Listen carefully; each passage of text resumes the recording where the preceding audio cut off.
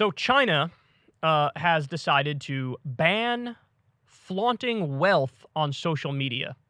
This is really interesting. Go ahead and throw this up there, guys. In China, bragging about your wealth can get you censored. Let me read some of this to you. He started by exploring the sauna built into the palatial bathroom of the hotel's presidential suite. Then the video blogger moved on to the dining room where a chef waited with a glistening steak. The next morning, he awoke to a lobster breakfast, which he ate cross-legged in bed. Today's bill, 108,876 kwai. I'm sure I'm mispronouncing that.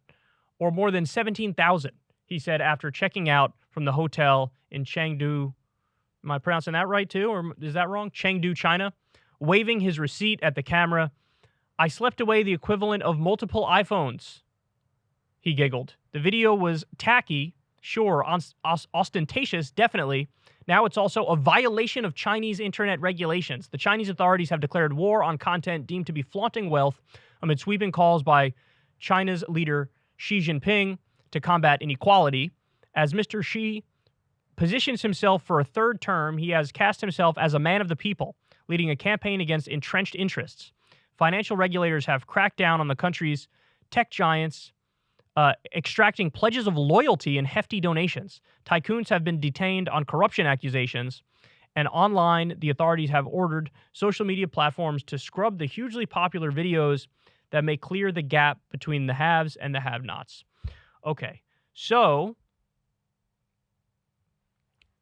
Douyin, which is the video platform, I think that's the Chinese version of TikTok, said this year that it closed about 4,000 accounts in 2 months.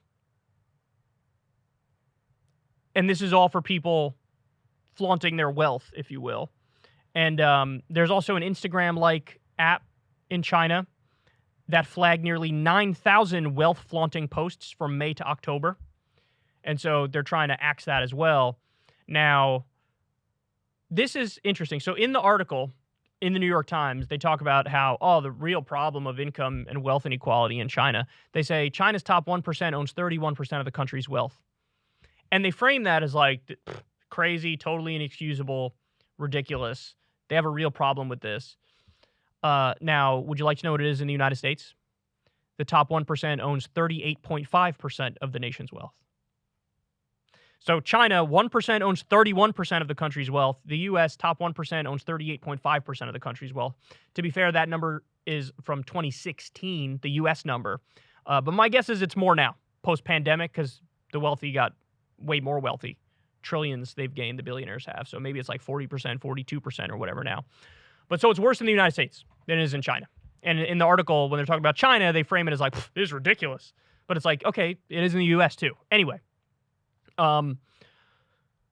This is a move from the Chinese government that's more about optics than about actually addressing the core issues.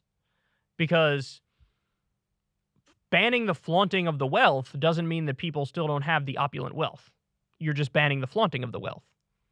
Which, by the way, I actually think gets it exactly backwards. Because you don't want to ban people from bragging or being assholes or being douchebags. That's deeply authoritarian to say, I'm not going to allow you to flex a little bit.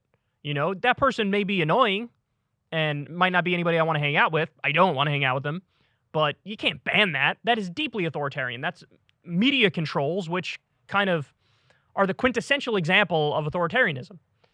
Now, I don't know what the goal is and what the plan is to actually go after the wealth inequality to crack down. But suffice to say, here in the U.S., we're not going to crack down on the flaunting of the wealth. That's a good thing. But we're also never going to crack down on the actual wealth itself. That's a bad thing. So it's funny because now it's just a matter of, they're just managing the optics of it, you know? Like if you have it, hide it. If you have it, don't flaunt it. And that's a veneer of serious change. It's not actually serious change. Serious change in terms of fighting back against obscene wealth. I mean, the answers are obvious. We've gone through it a million times, but you want to jack up that top marginal tax rate so that, you know, you can make it so everything over $1 billion in net worth, you could just tax it at 100%. So instead of, like, we have a minimum wage, $7.25, it should be way higher. You could have a maximum net worth of $1 billion. You know, that would be a step in the right direction. Some people have over $200 billion now. Now, they'd whine and cry and bitch and moan, but it's like, oh, please, go wipe your tears with any of your billions of dollars. Grab a couple hundreds out of there and wipe your tears with it. My heart bleeds for you. Oh, you only have $1 billion. How are you supposed to live? How are you going to feed your kids? Shut the fuck up. So that's one thing you could do. You know, you could have top marginal income tax rate can go up.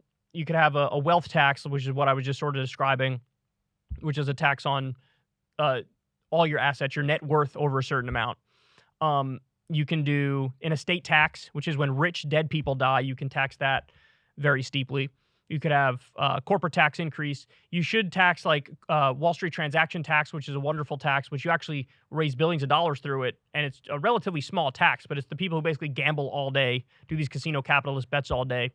You can tax those transactions. And again, you could use all this money to do basic stuff. Give people healthcare, give people education, give people trade school, give people childcare, universal pre-K, paid vacation time. There's a bunch of ways you could do it. And these ideas aren't, I mean, some of these ideas have not been implemented, but some of them have. And you look at the Scandinavian region and they have very steep top marginal rates, and basically everybody's in a union. That's another thing we could do to fight back against income and wealth inequality. So when you talk about just managing the optics and banning the optics of it, that's deeply unserious and actually counterproductive, because I don't like any sort of authoritarian controls. And this is definitely authoritarian. So it's sort of like it is like a faux populism in a way, you know, but it's not good. I don't like it. I don't like it one bit.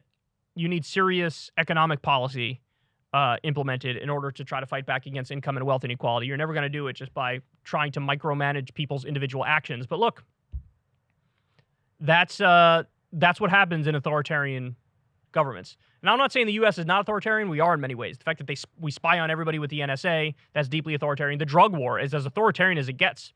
Look at what we've done to Julian Assange and Edward Snowden. That's authoritarian. But obviously there's a scale of authoritarianism, and it would be a terrible idea to do something like ban freedom on social media in this respect. But there you have it. The one line I liked is about how, but you never know exactly what's meant by that. Oh, he's cracking down on corrupt oligarchs or whatever that line was. If that's real and he's actually doing it and they're actually corrupt, great. I like that. I support that. But if it's just, it's very possible that it's just people who are not towing the party line enough and they're being dealt with, well, that's a problem. So not sure about the specifics or the details of that front, but I don't like the idea of just managing the optics. I like the idea of addressing the root causes of the problem, and this appears to just be managing the optics in a way that typifies China's approach to this stuff. And that's been the problem with a lot of governments that nominally call themselves left. And don't get it twisted, there are a lot of these governments that are under severe attack via sanctions and otherwise from the U.S. government, whether it's like Venezuela or Cuba or what have you. And that stuff needs to stop, and it goes way too far. But that also doesn't mean that there aren't, for example, media controls within these countries that are deeply authoritarian, which I think are, that's not libertarian left, that's authoritarian left. And I think that that's not the best flavor of leftism, because it clamps down on social freedoms in a way that none of us should accept. But anyway, there you have it. Banning flaunting of wealth. Never did I think in any way, shape, or form we'd be taking the side of the wealthy on this show, but I guess in this very narrow way, I am.